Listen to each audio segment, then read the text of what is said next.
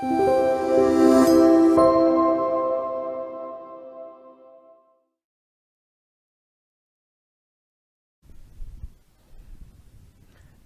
잠시 기도하고 시작하겠습니다.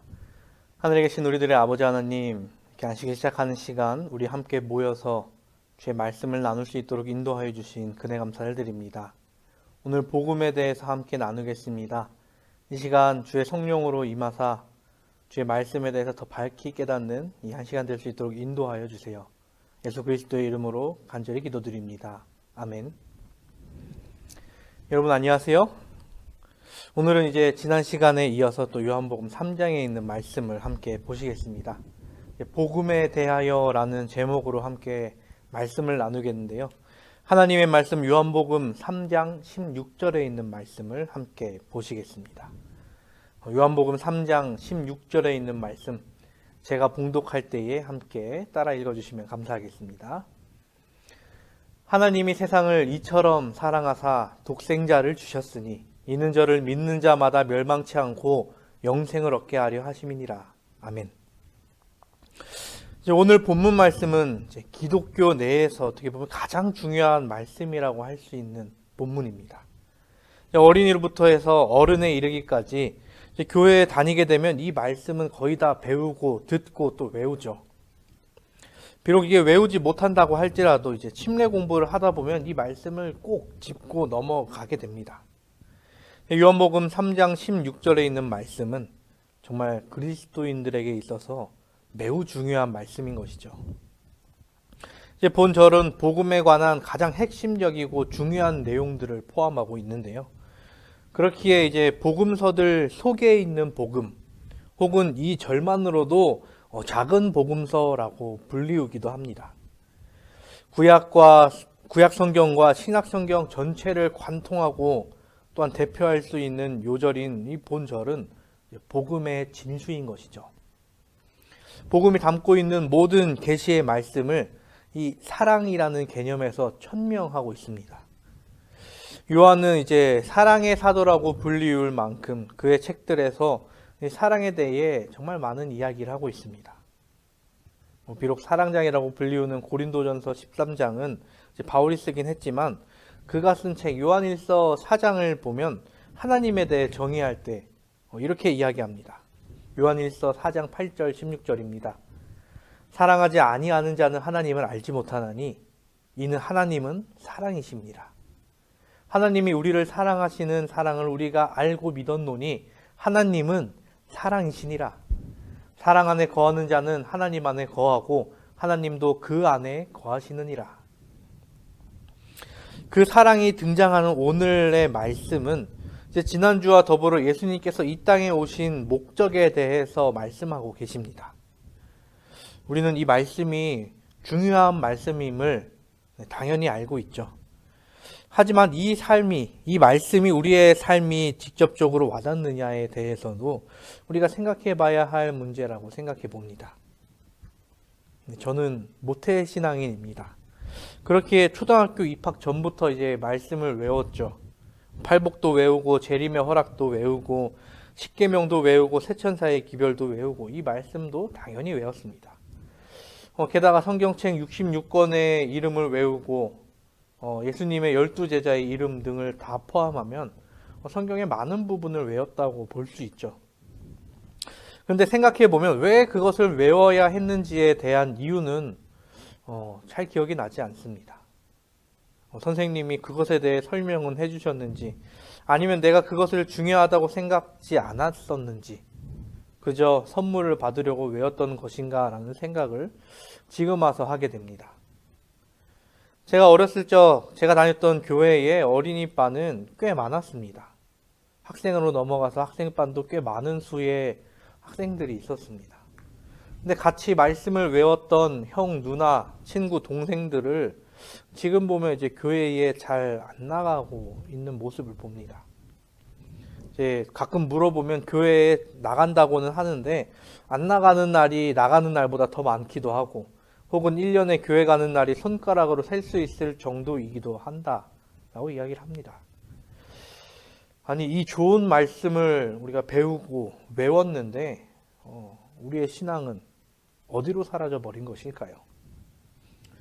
아마 하나님의 말씀을 그저 지식으로 문자적으로만 아는 것에 그쳐버린 것이 문제이지 않을까 생각해 봅니다. 오늘 우리는 복음에 대해 함께 이야기를 해보려고 합니다. 오늘의 설교가 듣자마자 복음에 대해 전부 이해되리라고는 생각지는 않습니다. 그렇지만 우리가 다른 사람들에게 복음에 대해, 복음에 관해 이야기해 줄 때 조금의 도움이 되는 그러한 말씀이 되기를 바랍니다. 오늘 이 시간 하나님의 사랑과 은혜로 그 하늘에서 내려온 복음을 조금 더 배우는 그러한 시간이 되기를 간절히 바랍니다. 오늘 말씀에 가장 먼저 나오는 부분은 이제 하나님이 세상을 이처럼 사랑하사입니다. 이 말씀은 복음 그 자체이죠. 왜냐하면 복음의 대상, 그 좋은 소리가 전해지는 대상이 나타나는 말씀이기 때문이죠. 하나님께서 사랑하는 대상은 세상이라고 이야기합니다. 이 세상이라는 단어를 이제 요한이 쓸 때는 이제 원어로 코스모스라는 단어를 사용했는데요. 이것은 유대인과 이방인을 포함한 온 인류를 가리키는 말인 것이죠. 예수님께서 하시는 이 말씀을 듣고 있던 대상은 우리가 계속해서 이야기하지만 니고데모였습니다. 니고데모에 관하여 계속 말씀드리지만 그는 유대인이었고 또한 지도자였습니다. 그런데 그 유대인들에게는 선민 사상이 존재했다라고 말씀을 드렸었죠. 근데 예수님께서는 그 선민 사상을 완전히 깨버리시는 말씀을 먼저 하고 계신 것입니다. 우리가 성경을 읽다 보면 당연히 알 수 있는 부분이죠. 하나님은 언제나 어떠한 대상 혹은 민족만을 선택하여 구원하시겠다라고 하지 않으십니다. 물론 아브라함을 선택하여 너로 민족을 이루시겠다라고 했지만 거기서 그친 것이 없었습니다.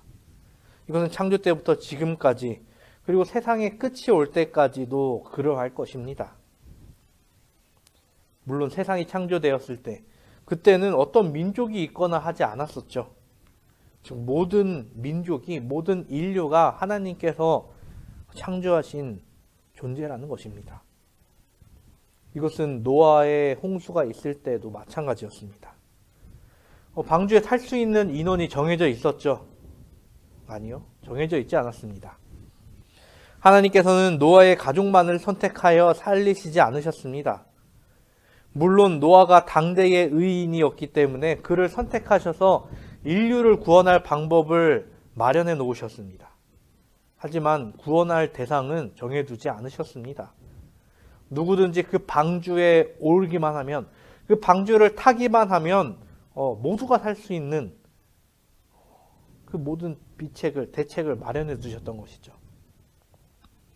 그런데 구원받은 사람은 단 8명이었습니다. 그리고 우리가 봐야 할 또 다른 개념이 있는데 그것은 바로 하나님께서 세상을 사랑하신다는 것입니다. 근데 이것이 무슨 말일까요? 솔직히 우리는 이러한 개념을 당연하게 받아들이고 있는데 이것은 원래라면 상당히 신비하고 놀라운 개념입니다. 이제 고대 신앙부터 살펴보면 신이 인간을 사랑하는 일은 거의 없습니다. 그리고 신은 인간의 구원에 대하여서도 별로 관심이 없습니다. 그저 인간이 마음에 안 들면 때리고 부수고 불을 내리고 번개를 내리고 합니다.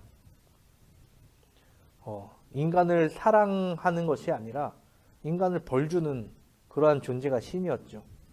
물론 제우스 같은 경우에야 그의 바람둥이 기질 때문에 인간에게 내려와서 여러 가지 관계를 맺었다라는 이야기를 하지만 그는 그저 인간을 사랑하기 때문이 아니라 그저 자기가 좋은 대로 행동했을 뿐이죠.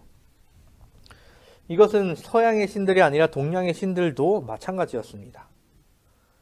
이스라엘이 이방신을 믿었던 때 그때의 신들 중에 하나인 바알을 보면 그 신은 인신공양을 하거나 사람의 몸을 해하는 것을 더 즐겨하는 신이었습니다. 친절한 신이 아님을 우리는 볼 수 있죠. 그런데 하나님은 이 세상을 사랑한다고 말씀하십니다. 이것은 매우 놀라운 일인 것이죠. 우리가 사랑을 받는 존재라는 것. 하지만 세상은 하나님의 사랑을 감추기 위해 참 여러 가지 방법을 동원합니다. 성경에 나타난 하나님에 대해서는 질투하는 하나님, 분노하시는 하나님의 모습을 드러내면서 하나님은 그저 화만 내시는 분, 그 정도로 이야기를 하곤 합니다. 10가지의 재앙을 내리시는 분, 다른 나라와의 싸움은 너무나도 무자비한 느낌, 그런 분으로 묘사하면서 하나님의 그 본질, 하나님의 품성을 호도합니다. 하나님의 사랑을 가려버리며 하나님을 자비 없는 분으로 묘사하려고 하죠. 이러한 세상에서 우리가 해야 하는 일은 하나님의 그 사랑을 나타내야 하는 것입니다. 우리는 이미 하나님의 사랑을 경험한 사람들이 아닙니까? 근데 우리는 하나님의 사랑을 충분히 나타내며 살아가고 있는지 우리 다시 한번 생각해 봐야 할 문제인 것 같습니다. 혹시 세상의 사람들과 별반 다르지 않는 삶을 살고 있다면 하나님께서 주신 그 사랑을 다시 한번 마음속에 새겨 그러한 삶을 나타내는, 그러한 삶을 살게 되는 우리 모두가 되기를 간절히 바랍니다. 이 세상은 사랑이 점점 식어가고 있습니다. 사람들이 살면서 진짜 사랑을 경험하는 일이 너무나도 적어지고 있죠. 그래서 그런 사랑을 드라마나 영화를 통해 찾아가면서 그것을 진짜 사랑이라고 여기면서 살아가기도 합니다. 가족들 간의 사랑도 식다 보니 이제 신파라는 것을 콘텐츠로 만들어서 사람들의 눈물을 억지로 만들어내는 것들이 생겨나기도 하죠. 처음에는 사람들이 그것에 대해서 반응하다가 요즘에는 신물 난다라고 이야기를 하기도 하죠. 이런 시대에 우리는 진짜 사랑을 알고 또 경험했습니다. 그렇게 우리가 할 일은 그 사랑을 또 다른 사람들에게, 그리고 많은 사람들에게 그 진짜 사랑을 경험하게 해야 하는 것입니다. 우리의 삶이 하나님의 사랑으로 흘러넘쳐 다른 사람들에게 전해지는 그러한 삶을 사는 우리 모두가 되기를 간절히 바랍니다. 두 번째로 이야기하시는 것은 독생자를 주셨으니라는 말이 이어집니다. 우리가 보는 한글 성경에는 이 부분에 대해서 거의 대부분 이제 독생자라고 표현을 하고 있는데요. 이제 이와 관련해서 킹 제임스 성경에도 이제 비슷한 느낌으로 이제 나타내고 있습니다. 그렇기 때문에 성경에 대해 지식이 전혀 없이 이 말씀을 보면 예수님에 대해 하나님이 낳은 존재로 여기곤 합니다. 이것과 관련된 종교가 이제 여호와의 증인이라고 이야기되는 곳이죠. 그것은 예수님을 하나님으로 인정하지 않고 하나님의 첫째 피조물로 이야기합니다. 예수님께서 성육신 하셨을 때, 즉 사람의 몸을 입고 있었을 때를 보면 그러한 표현이 맞는 건가? 라는 생각이 들게 하곤 하죠. 그러나 본문의 말씀은 성육신을 이야기하는 것이 아니고 원래부터 독생자이셨던 분을 우리에게 주셨다라는 말씀인 것입니다. 그렇다면 독생자라는 말은 무엇일까요? 이것을 이제 원어로 풀어보면 이제 모노게네스라는 말이 등장합니다. 홀로라는 뜻을 가진 모노스라는 단어와 자식, 자손이라는 뜻을 가진 게네스라는 단어가 합쳐져서 만진 합성어이죠. 근데 이것을 독생자로 번역하는 것은 옳지 않다는 것이 성경학자들의 의견입니다. 그래서 영어에서도 이제 킹 제임스 성경에는 begotten son이라는 표현이 등장하는데 최근에 다시 번역돼서 나오는 성경은 only son이라는 표현을 하고 있습니다. 이것은 이제 유일한 아들이라고 번역될 수 있습니다. 하지만 더 나아가 같은 표현을 둔 구약 성서의 말씀을 보면 이것에 대해 출생의 의미가 전혀 없고 세상에 하나밖에 없는 유일하고 귀한 것을 가리킬 때 사용하고 있습니다. 한번 아브라함의 상황을 한번 보겠습니다. 아브라함은 그의 아들 이삭을 이야기할 때에 이 히브리어를 사용했는데 그것을 이제 70인역에서 바꿀 때 이와 같은 모노게네스라는 단어가 사용됐습니다. 그런데 이삭이 아브라함의 유일한 아들이었을까요? 아니요. 아브라함의 자식은 이삭 외에도 있었습니다. 그렇다고 이삭이 맏아들이었을까요? 그 또한 아니었죠. 아브라함의 맏아들은 이삭이 아니라 하갈에게서 낳은 이스마엘이 있었습니다. 그 외에도 사라가 죽고 난 뒤에 그드라를 통해 또 6명의 자녀를 더 낳습니다. 그래서 아브라함은 이삭을 포함해 총 8명의 자녀를 두었었습니다. 하지만 그 중에 가장 귀하고 하나님께서 약속하신 유일한 아들은 이삭이었기 때문에 그러한 표현을 사용했던 것이죠. 즉 독생자라는 표현은 아버지와 아들 사이에 그 관계의 특수함을 강조하는 말로 우리가 볼 수 있는 것입니다. 쉽게 이야기하면 내가 생각하기에 세상에서 가장 귀한 것, 가장 값진 것을 이야기한다고 볼 수 있는 것이죠. 내 목숨만큼, 아니 더 나아가 내 목숨보다도 더 귀중한 것을 한번 떠올려 보십시오. 하나님께 그러한 존재가 바로 아들 하나님이신 예수 그리스도이십니다. 그런 존재를 어떻게 하셨다고요? 이 세상을 사랑하여 주셨다라고 이야기를 합니다. 이 주셨다라는 의미 또한 단지 이 땅에 내려보냈다라는 의미가 아닙니다. 물론 예수님께서 이 땅에서 많은 환자들을 고치시고 천국 복음을 알리셨습니다. 하지만 그 진짜 목적은 그렇지 않았죠. 이 주셨다라는 말의 원뜻은 보내다, 넘겨주다와 값을 지불하다라는 뜻을 가지고 있습니다.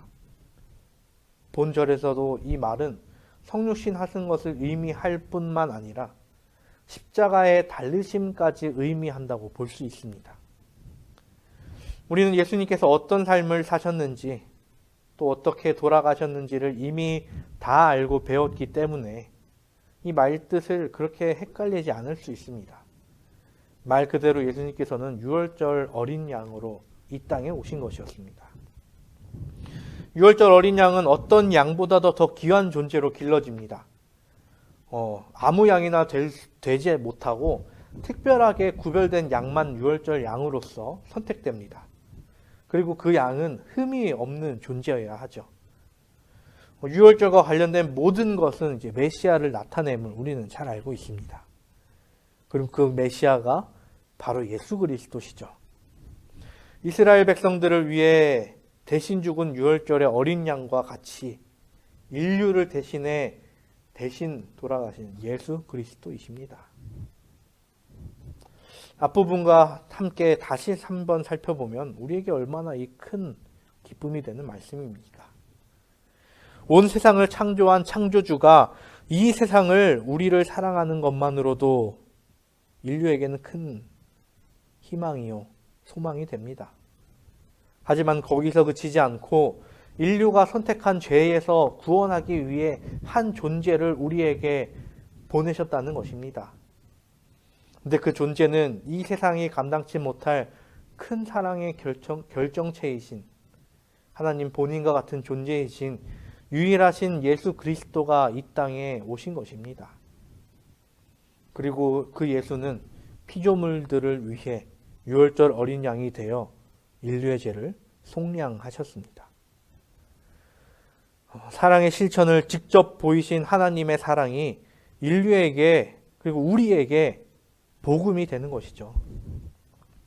이런 하나님의 사랑을 받는 우리는 얼마나 행복한 존재인가요? 진실로 하나님께서 주신 그 말씀대로 우리가 그 행복을 영원히 누리게 되기를 간절히 바랍니다. 마지막으로 말씀하십니다. 이는 저를 믿는 자마다 멸망치 않고 영생을 얻게 하려 하심이니라. 이 전의 말씀이 인류에게 복된 소식이 된다고 말씀을 드렸습니다. 하지만 그것이 꼭 모든 사람에게 있어서 좋은 소식이 될지는 알 수 없는 문제이기도 하죠. 내가 들은 것이, 내가 가지고 있는 것이 어떠한 가치를 가졌는지를 알지 못한다면 그것만큼 의미 없는 것이 있을까요? 제가 한 유튜브 영상을 보게 되었었습니다.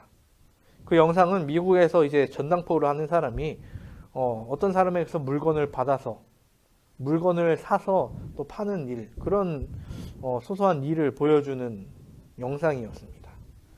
근데 한 할아버지가 한 브로치를 들고 옵니다.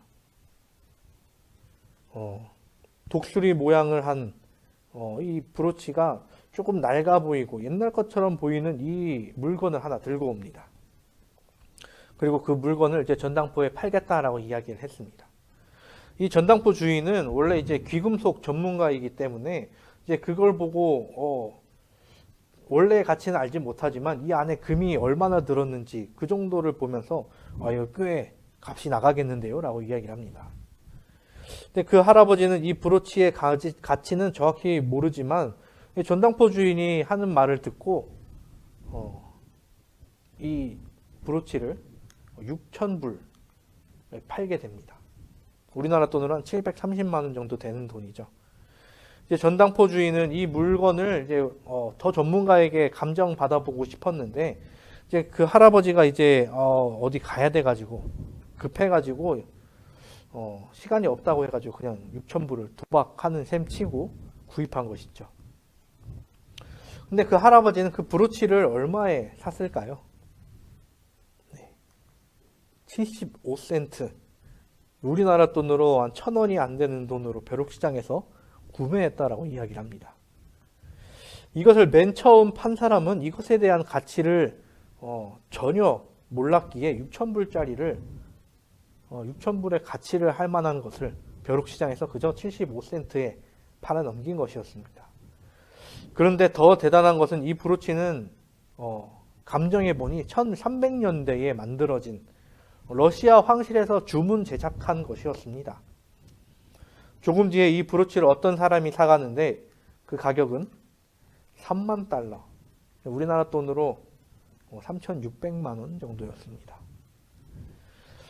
아무리 사람에게 좋은 물건이 있다 한들 그것이 좋은지 알지 못한다면 그것이 그 사람의 손에 있어도 전혀 무가치한 것이나 다름없습니다. 예수 그리스도께서 이 땅에 오셨다는 소식을 들은 사람은 엄청 많습니다. 하지만 그 복음의 참뜻과 본질을 모른다면 소기의 경읽기나 다름없는 것이죠. 게다가 이 복음이 의인들에게나 참 기쁨이죠. 악인에게는 절망일 뿐입니다. 예수님의 성육신의 궁극적인 목표가 믿는 자의 구원에 있음을 지난주에 봤던 15절에 이어 반복적으로 강조하고 있습니다. 멸망과 영생 사이에서 어떠한 중립적인 선택은 없는 것이죠. 그것은 절대적인 양자택일의 문제인 것입니다. 지난주에 봤던 말씀 요한복음 3장 14절 15절은 이야기합니다. 모세가 광야에서 뱀을 든 것 같이 인자도 들려야 하리니 이는 저를 믿는 자마다 영생을 얻게 하려 하심이니라. 광야에서 뱀에 물려 죽게 된 사람들이 할 수 있는 선택은 저 뱀을 쳐다보고 낫느냐 안 보고 죽느냐였습니다. 이처럼 예수님을 믿는다는 선택과 믿지 않는다는 선택으로 갈리는 것은 영생을 선택하는 거냐 멸망을 선택하는 거냐의 갈림길이라는 것입니다. 내가 가지고 있는 것들이 내가 들은 것들이 나를 사망에서 건져낼 수 있다라고 하는데 그것을 많은 사람들이 어떻게 여기며 살아가고 있습니까? 쳐다보는 것을 그만두고 죽음을 향해 나아가고 있습니다. 눈으로 보기에 반짝이는 세상을 향해 나아갑니다. 당장은 즐거운 듯하고 나도 빛나는 것처럼 보이지만 그 즐거움과 빛은 얼마 가지 못하죠. 그런데도 많은 청년들은 코로나조차도 두려워하지 않고 이 빛이 영원하리라 라면서 세상을 향해 나아갑니다. 하지만 그 끝에 뭐가 있는지는 교회 다니지 않는 사람들도 모두 다 알고 있습니다. 그리고 그 끝이 왔을 때 아쉬워하고 두려워하고 후회하는 사람들이 생기죠. 그런데 재림의 소망, 부활의 소망, 영생의 소망을 안고 사는 사람들은 어떻습니까? 이 땅의 삶이 다가 아니기에, 끝이 아니기에 더 아름다운 삶이 우리의 앞에 있을 것이기에 분명 우리에게 슬픈 일, 힘든 일, 고단의 길이 있지만 우리는 그것에 절망하지 않고 그곳에 머무르지 않고 하늘을 향해 나아갑니다.